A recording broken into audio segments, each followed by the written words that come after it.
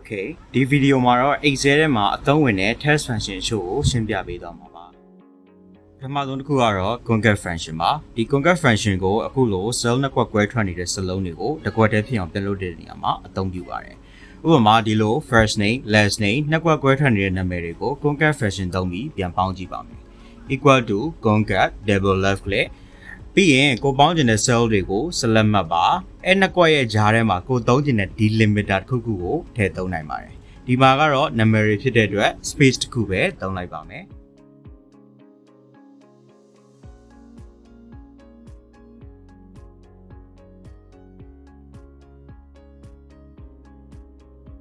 နောက်တစ်ခုကတော့ test try function ပါဒီ function က concat နဲ့ဆင်တူပါတယ် function ကတောင်းတဲ့ argument တွေကတော့ delimiter လို့ခေါ်တဲ့ space တွေ comma တွေ dash တွေပါပြီးရင် empty space ignore မှာ true or false ဆိုပြီးတော့ value နှစ်ခုတောင်းပါတယ် blank space တွေကို skip ချင်တယ်ဆိုရင် true ကိုရွေးပေးရပါမယ်နောက်ဆုံးအဆင့်မှာတော့ကိုတွဲချင်တဲ့ cell တွေကို select မှတ်ပြီး enter ခောက်ပေးလိုက်ရင်ရပါပြီ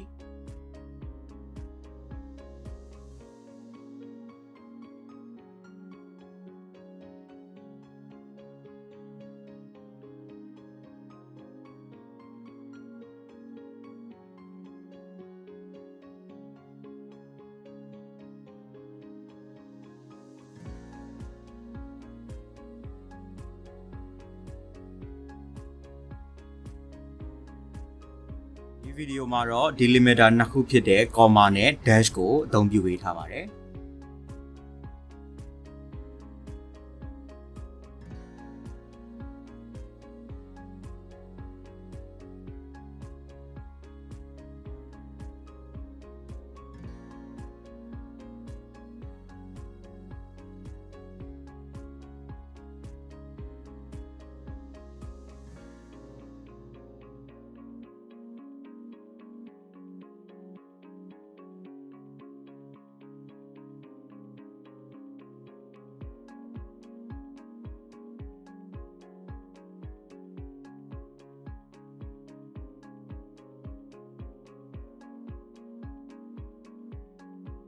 နောက်တစ်ခုကတော့ trim ပါဒီ function ကတော့မလိုအပ်တဲ့ space တွေကိုဖယ်ရှားတဲ့နေရာမှာအသုံးပြုပါတယ်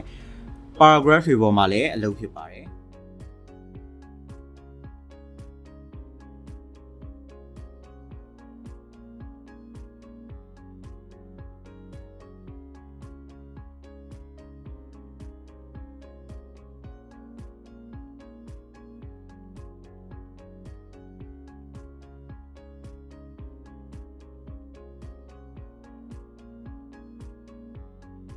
နောက်ဆုံး function တွေကတော့ upper lower and proper တို့ပဲဖြစ်ပါတယ် upper ကိုတော့ကို select မှတ်လိုက်တဲ့ cell တွေက text တွေအကုန်လုံးကို capital letter ဖြစ်ပြောင်းပေးမှာပါထိုနည်းတူ lower ဆိုရင် small letter proper ဆိုရင်တော့ word တစ်ခုရဲ့အစကို capital ကျန်တာတွေကို small letter ဖြစ်ပြောင်းပေးသွားမှာဖြစ်ပါတယ်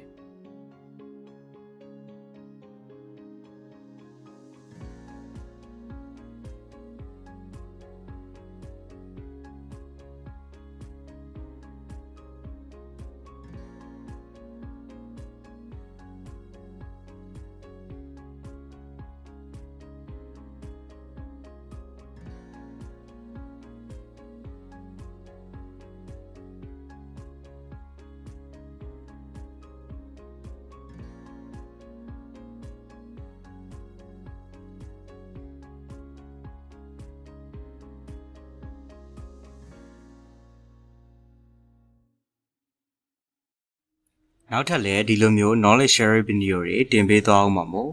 page ကို like and follow လေးလုပ်ခဲ့ကြပါဦးနောက်ဗီဒီယိုတွေမှာပြန်တွေ့ကြတာပေါ့